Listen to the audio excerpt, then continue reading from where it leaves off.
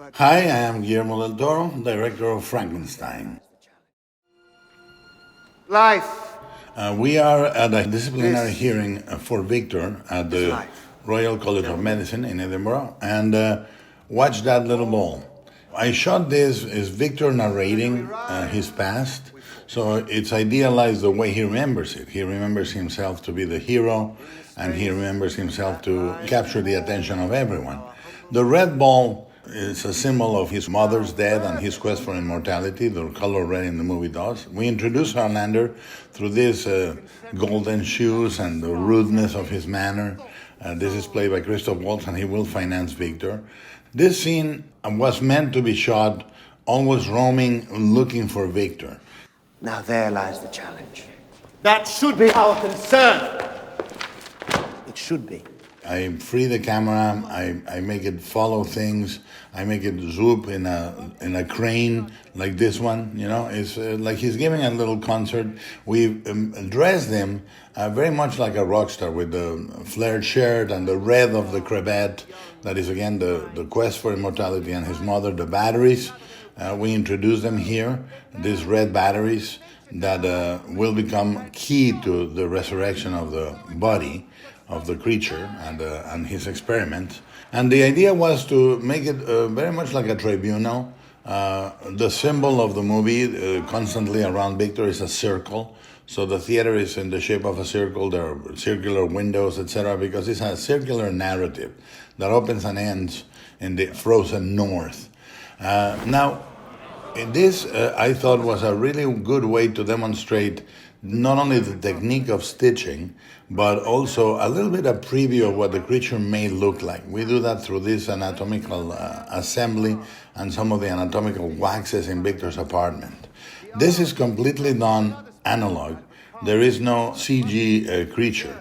This is a moment I love. I call it the Spielberg pause, which Steven Spielberg does by cutting 3 times to people expecting to see something.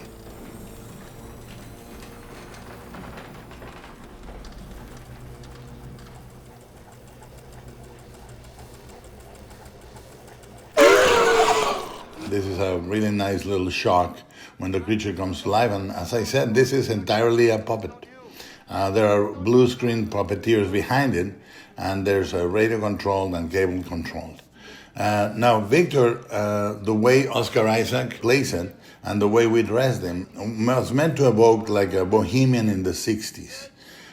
Little by little, we will introduce like a broad brim hat, flare pants, little heel boots that remind you of sort of the anti-establishment that he is meant to represent, the progress in his mind. Are you sure? This catch, by the way, is completely real. It was cut by the puppeteers, and one puppeteer was puppeteering the head, another one the hand, and the way they interact is beautiful. Victor, the way I set up the scene, is moving around, but he's moving around and completely immobile tribunal. So, for a while he manages them to be still and judging him like in a severe way, and then the battle comes into the arena. Why not quantify it? This is unholy! And Victor uses the ball again. He's used it to send the points back and forth to the judges. And when they invoke God, he loses his patience and throws the ball. And there's a beautiful shot where Harlander catches it. And that is the change of perspective. Harlander will have the ball with him when he goes and visits him into his lab. And I think what is great about this scene is that it establishes all at once Victor's quest, Victor's intentions, his temperament, and the absolute lack of uncertainty, which every tyrant, every villain really have. And he thinks himself to be a victim.